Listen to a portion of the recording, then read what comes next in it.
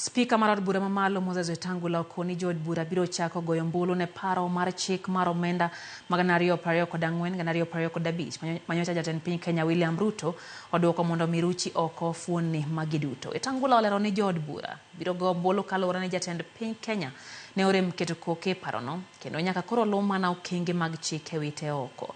Magi timore bang' jo Kenya ne ng'anyo kakwedo paro mar chik mar omenda mag 2024. Declined to assent to the finance bill 2024 and sent back with a memorandum indicating that he had rejected all the clauses of the bill.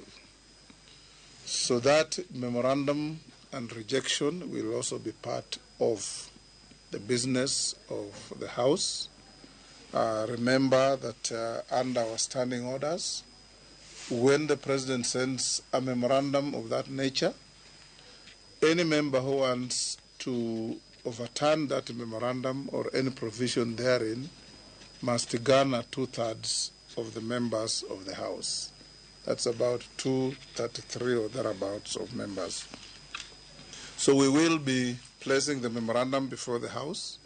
This also addresses the issue that I've seen in the media, that the bill was going to be operational within 14 days of the rejection of the memorandum. That is not true, and we have no provision in law or under the Constitution for that. The bill is in limbo, is in purgatory, so to speak, awaiting the next vote on it in the House.